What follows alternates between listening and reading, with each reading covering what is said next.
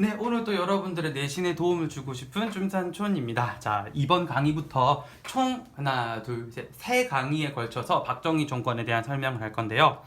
박정희 정권을 제3공화국, 제4공화국으로 나누어요. 제3공화국, 4공화국을 나누는 가장 큰 이유는 유신체제 전과 유신체제 이후를 우리가 나누기 위해서 3, 4로 나눠서 볼 거고요. 마지막 세 번째 강의에서는 박정희 정권 때 경제 파트를 볼 건데 그 부분이 시험 문제 굉장히 빈출이에요. 박정희 정권 때하고 전두환 정권 때 경제 사항에 대한 부분들은 시험에 꽤나 많이 나오기 때문에 그 부분은 사실 여러분들이 쉽게 볼 수가 없는 파트입니다. 자, 그러면 한번 들어가 보도록 할게요. 자, 첫 번째부터 보겠습니다. 자, 이 제3공화국은요, 이승만 정권 장면 내각 다음을 이어받은 거예요. 근데 나라가 잘 살까요? 못 살까요? 솔직하게 말하면 정말 거지 상태였어요. 지금 여러분들이 어느 나라를 보는 듯한 아프리카에 있는 빈민국가들을 보는 게 우리나라 상황이었다라고 보셔도 될 정도로 너무나도 못 사는 거예요. 왜? 여러분들 막 배골고 힘든 북한 사람들 사는 모습 있잖아요. 그 모습이 우리 모습이었던 거예요. 그래서 일단 제3공화국은 무슨 얘기부터 먼저 하면, 야, 먹고 살고 보자. 일단 무슨 발전부터 먼저 하자? 경제 발전부터 먼저 하자라고 이야기를 하는 겁니다. 근데 문제는 경제 발전을 하려면, 뭐라도 생산을 하려면 기본적인 뭐가 있어야 된다? 돈이 있어야 되는데 돈도 없어요. 그래서 일단 야, 뭐부터 벌어오자. 돈부터 벌어보자. 돈이 없으면 돈 벌 수 있는 방법은 하나밖에 없어요. 나의 뭐를 파는 거, 노동력을 팔아가지고서라도 어떻게 돈을 벌어와야죠. 그래서 이때는 우리가 외국에 나가든 뭘 하든 무조건 일단 돈부터 벌어오자라서 성장부터 먼저 하는 선성장, 그리고 나중에 그 몫을 나누어 가지는 후분배, 이걸 기본 바탕으로 했던 정권이라고 보시면 됩니다. 자, 그러면 박정희 정권에 대한 것부터 한번 볼게요. 자, 항상 여기 이제 현대사로 들어와서 대통령 들어오면은 아령 정리를 항상 먼저 해보고 들어가도록 할게요.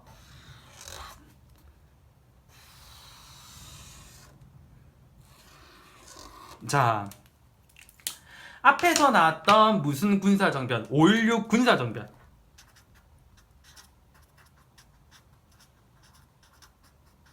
이걸로 우리가 역사책에 박정희라는 분이 처음 등장하고요. 박정희 대통령이 이제 커튼막으로 넘어가시는 게 12.6 사태로 박정희 정권이 끝이 납니다.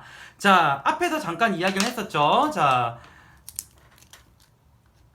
5.16 군사정변이 일어나기 전에 군사혁명위원회를 만들었었고요.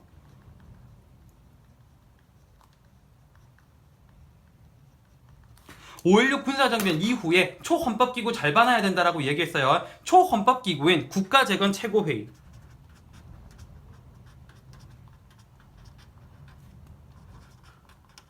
모든 권한을 다 가지고 있다고 얘기했죠. 이 국가재건 최고회의에서 내각 책임제에서 다시 무슨 제로? 대통령제로 고치는 뭐를 실시하고, 개헌을 실시하고 이제 대통령으로 뭐가 되더라?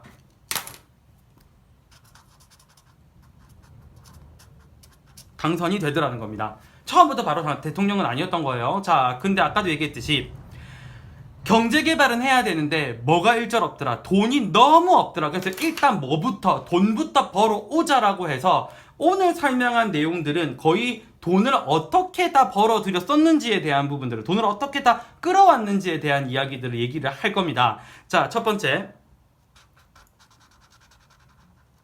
당시 유럽 선진국에 있었던 독일한테 이제 돈을 좀 빌리려고 했는데, 웬만하면 돈 그냥 안 빌려주겠다, 그죠? 대신에 우리도 뭔가를 맡겨놓고 이제 돈을 받아와야 되는데, 그래서 독일 사람들이 잘 하지 않는 3D 업종, 힘들고 어렵고 그런 일 있죠. 그런 거를 이제 우리나라 사람들이 가서 노동력을 제공하고 돈을 벌어오게 됩니다. 그래서 독일에 보내졌다 해서 파독이라고 부릅니다. 독일이에요. 자, 독일로 광부로 가든지 아니면 간호사로 가셔서 외화벌이를 시작하시게 돼요. 자, 근데 여러분들 이거 어디서 보신 적 있지 않으세요? 보신 적 있지 않으세요? 영화에서? 황정민 배우님 나오셨던 국제시장 있죠? 이 국제시장 영화 내용들이 오늘 강의 안에 굉장히 많이 들어갈 거예요. 여러분들이 박정희 정권 때 시대적 그 분위기랑 이런 걸 알고 싶으시면 국제시장이라는 영화를 보시면 돼요. 거기서 황정민 배우분이 어렸을 때 나왔던 이야기들이 거의 이승만 정권 때 이야기라고 보시면 돼요. 영화가 145태에서 시작이니까. 그리고 성인이 된 황정민 배우님이 연기하실 때 일어났던 일들은 거의 대부분 박정희 정권 때 있었던 일들이다라고 생각을 하시면 됩니다. 그래서 첫 번째, 파독. 이 파독의 독이 독이 어느 나라라고요? 독일입니다. 독일의 광부와 간호사로 가서 이제 돈을 벌어오시게 된 거죠. 자, 두 번째. 이왕이면 돈을 가지고 올 거면 안 갚아도 되는 돈이 제일 꿀이다, 그죠? 그래서 돈을 받아올 수 있는 나라를 건드리게 됩니다. 근데 문제는 이게 미국이 압박을 해가지고 했다라는 것도 좀 있고 해서 조금 문제는 되게 많은데, 우리의 천천리 원수, 사과라고 모르는 그 뻔대 같은 나라, 어느 나라? 일본과 그 이전엔 수교를 안 하다가 일본과 수교를 정상화시킵니다.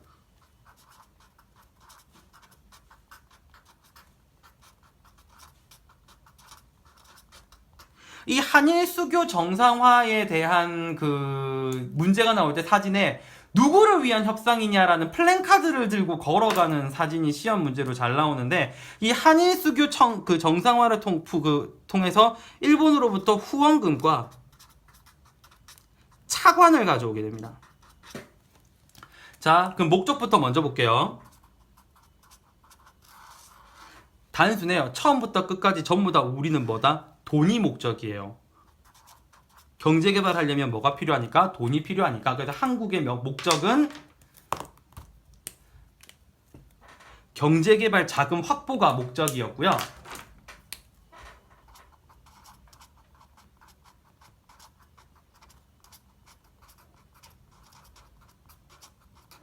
교과서에 언급은 안 하는데 미국도 꿍꿍이가 있기는 했어요. 미국이 이거를 해라 등을 떠민 이유가 뭐냐면, 소련하고 공산주의가 사회주의 국가 큰 게 두 개가 붙어 있으니까 아시아 지역이 컨트롤이 안 되는 겁니다. 그래서 일본과 한국을 엮어가지고 한, 미, 일 안보 체계를 위해서 우리나라 국민 감정이 어떤진 전혀 고려하지 않고 이거를 계속 등을 떠민 겁니다. 여러분들, 우리 독립하고 그런 부분에 있어서 일본이 사과를 안 한다는 부분도 중요하긴 하지만 제일 큰 목적은 그들이 죄가 없는 사람 마냥 그렇게 국제사회에다가 미친 개를 풀어준 거는 미국의 탓도 있어요. 자, 그러면 진행 부분을 한번 보도록 할게요. 자, 이런 회담을 대놓고 한다라고 얘기하면 국민들이 좋아할까요? 싫어할까요? 당연히 싫어합니다. 그래서 김종필과 오이라 사이에서 비밀회담이 이루어져요. 근데 귀신같이 또 우리 국민들 알죠? 그래서 6.3 시위가 터집니다. 자, 이 6.3 시위 굉장히 중요한 이유가 뭐냐면요, 한일 수교 정상화에 반대해가지고 일어난 시위인데, 학교 선생님들이 문제를 내실 때 한일 수교 정상화하고 6.3 시위는 어떤 관계냐면요, 숟가락이 있으면 젓가락이 있어야 되는 그런 관계예요. 근데 이제 선생님들께서 두 개 중에 하나를 빼버리시는 거죠. 6.3 시위만 내놓고 한일 수교 정상화에 대한 문제를 내요. 그럼 여러분들이 이거를 눈치를 채셔야 돼요. 그때 사진으로 잘 나오는 문제의 그 피켓에 있는 문구가 누구를 위한 협상인가 라는 말입니다. 자, 6.3 시위, 일본과의 수교는 제대로 된 게 아니다라고 이야기를 하는 거다, 그죠? 그러면 국민들이 이거 좋아한다, 싫어한다? 싫어한다는 겁니다. 근데 이 부분에 대해서 정부는 어떻게 대처를 하냐면요, 비상계엄을 선포하게 돼요. 비상계엄이라는 거는 함부로 써서는 안 되는 권한입니다. 이거는 국민의 기본권이 정말로 위협받는 심각한 상황일 때 국민을 지키기 위해서 일부의 기본적인 주권을 제한을 하는 거지, 그 위에 있는 사람들이 자기들 편하려고 써서 되는 권한이 아니에요. 그래서 비상계엄을 선포했다는 거는 이른바 군대를 동원했다는 이야기죠. 이 군대 동원한 거를 위수령이라는 명칭으로 쓰시는 선생님들도 간혹 계십니다. 결국은 이거를 진압을 한 겁니다. 그 정부가 원하는 거를 진행을 하기 위해서 무력으로 진압을 한 거죠. 자, 이렇게 하고 결국 한일협정을 체결하게 돼요.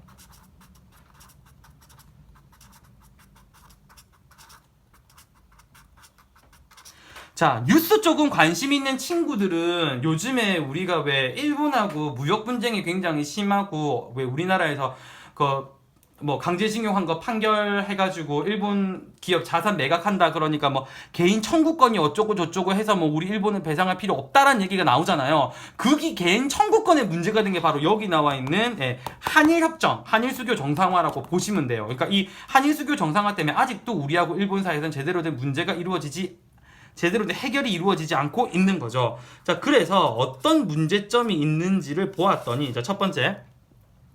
일본은 이 돈을 줄 때도 식민지배에 대한 사과는 안 했어요. 독립 축하금의 명칭으로 준 거죠. 그리고 우리나라에 대한 피해 보상조차 하지도 않았습니다. 그래놓고 지금은 개인 청구권이 어쩌고 저쩌고 했다 뭐 이런 식으로 얘기를 하는 거죠. 그리고 일제 식민지대 때 그렇게 많이 빼앗아간 문화재 반환도 안 했어요.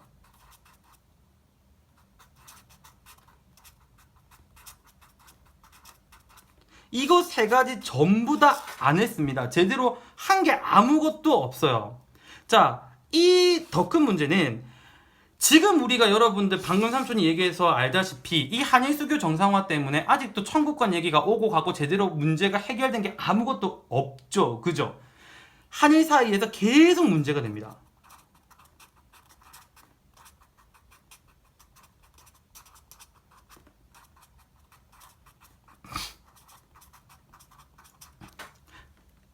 그래서 조금 아직도 말이 많이 나오는 게 이 한일수교 정상화가 제대로 된 조약이기는 하냐, 제대로 된 거긴 하냐, 이거에 대한 좀 문제점이나 그런 부분에 대한 비판이나 이런 것들은 여전히 많기 때문에 여러분들 이 부분은 체크를 하고 넘어갈게요. 자, 그 다음에 세 번째 가겠습니다. 세 번째는, 자, 여러분들 거기 그 국제시장 보면요, 뒤에 누구 나오죠? 윤호윤호 씨 나오죠? 아주 맛깔난 남도 사투리를 쓰면서 자 나옵니다. 그때 어느 나라가 있었죠? 그쵸? 베트남에 가 있었죠? 자, 세 번째 우리가 외화를 벌어 들어온 게 베트남 파병입니다. 이 베트남 파병은 미국하고 사이에서 작성한 브라운 각서라는 거에 의해서 파병을 하게 됐습니다. 브라운 각서 알 필요 크게 있을까요? 없을까요? 크게 없습니다. 자, 이 베트남 파병은 첫 번째는요, 베트남에서 이제 공산주의하고 미국의 자유주의 진영이 충돌을 하는데, 이제 미국도 좀 딸리니까 미국이 우리한테 요청을 합니다. 자, 두 번째. 이 베트남 파병을 가면서 우리가 어떤 득을 얻게 되었는지 보면, 이거에 대한 가는 조건이 미국이 우리를 지원을 해주기로 하고 간 거거든요. 그러면서 우리나라의 군사력이 엄청나게 올라가게 되는 거죠. 그리고 거기 보면 왜 황정민 아저씨도 베트남 왔다 갔다 하면서 무역하고 그러잖아요. 그래서 베트남 특수를 통해서 우리가 경제 성장을 아주 많이 할 수 있었죠. 자, 근데 세 번째는 실입니다. 전쟁은 전쟁이에요. 많은 분들이 가서 어떻게 되셨을까? 돌아가신 분들도 있고 다쳐오신 분들도 있어요. 한국군의 희생은 어쩔 수가 없어요. 그리고 이 군인분들의 희생 중에서 제일 문제가 되는 게, 이게 여러분 시험에서도 지문에 잘 나옵니다. 바로 고엽제라는 약이에요.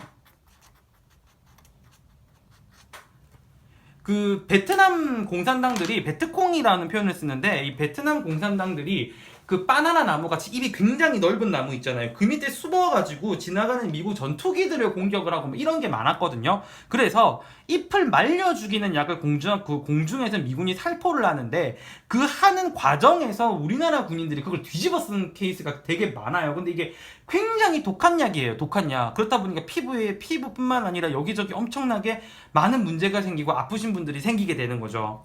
자, 그리고 이거는 진짜 부끄러운 부분인데,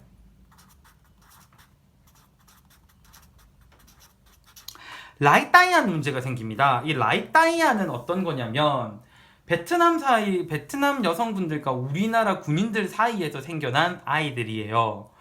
베트남 입장에서는 우리나라는 적국을 도우러 간 사람들인데, 적국의 남자와 혼외 관계를 해서 아이를 가졌으니 얼마나 많은 핍박과 욕과 고생을 먹었겠어요.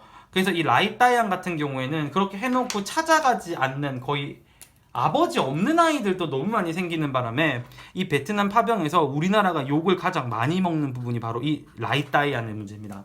자, 요 시기까지 해가지고요, 우리나라 공업을 굉장히 많이 발전을 시킵니다. 뭐 문제는 실질적으로 크게 이득이 남지 않았다는 문제점은 있긴 하지만 어느 정도 우리 어머님, 아버님, 할아버지, 할머니들께서 내 후손에게 가난은 물려주기 싫다라는 생각으로 이 악물고 우리 할아버지, 할머니, 어머니, 아버지들이 그렇게 고생을 하셔서 이런 자금을 끌어온 걸 바탕으로 해서 경제 성장을 해서 수출을 해서 먹고 살 수 있는 바탕이 만들어지게 된 거예요. 너무나도 찢어지게 가난하다가 이제 집안 기둥이라도 세울 수 있게 된 거죠. 그래서 어르신분들 중에는 이때 이 시대 정권에 대한 향수가 있으신 분들이 많으신 거예요. 여러분, 그거는 생각을 하셔야 됩니다. 그 시대 때 노력하셨던 우리 어머님, 아버님의 그 노력까지는 우리가 없는 걸로 이야기를 하면 안 돼요. 그 부분 여러분 꼭 알고 넘어가셨으면 좋겠어요. 자, 여기까지는 이제 돈 벌어온 데에 대한 이야기가 많다, 그죠? 근데 문제는 요 뒤입니다. 여기까지 설명할 3공화국의 그 내용까지는, 여기까지는 3공화국의 내용인데 요 뒤에는 뒷단원에서 설명할 거거든요. 이른바 유신체제라고 이야기를 하는데, 이거는 4공화국 관련된 이야기라서 뒷단원에서 설명을 할게요. 자, 여기서 무슨 일이 일어나게 되냐면요, 삼선개헌이라는 게 벌어집니다. 이제 친구들 조금 감을 잡았죠. 개헌이라는 말이 나오면 이건 또 뭐를 고치겠다는 이야기다? 헌법을 고치겠다라는 이야기예요. 그러면 앞에 3선은 대통령을 몇 번째 하기 위해서? 세 번째 하기 위해서. 자, 이미 벌써 대통령을 2번 했고 한 번 또 그 대통령이 되기 위해서 고칩니다. 그러면 이건 또 어떻게 연임을 하겠다라는 이야기다. 그죠? 자, 일단 헌법 정상적으로 개헌이 되겠습니까? 헌법 개헌 일단 날치기로 통과됩니다. 두 번째, 선거. 우리나라 정치에서 선거를 한 사람 가장 뭘 많이 사은품으로 주고 한 선거일 거예요. 막걸리 사주고 찍어주세요. 고무신 사주고 찍어주세요. 이런 선거가 벌어집니다. 그리고 더 문제는요, 이렇게 3선개헌까지 해가지고 대통령을 세 번째 하겠다고 했는데 자신의 정치적 라이벌인 김대중한테 생각보다 굉장히 힘들게 이겨요. 그러니까 이른바 어떤 거냐면, 개헌을 해가지고 대통령이 되긴 되었는데 반쪽짜리 승리라는 거죠. 자, 여기까지 해서 박정희 정권 전반부인 3공화국에 대한 이야기를 봤고요. 암기 한번 해보고 그 뒤에 대한 이야기인 4공화국, 유신체제에 대한 이야기로 넘어가 보도록 하겠습니다.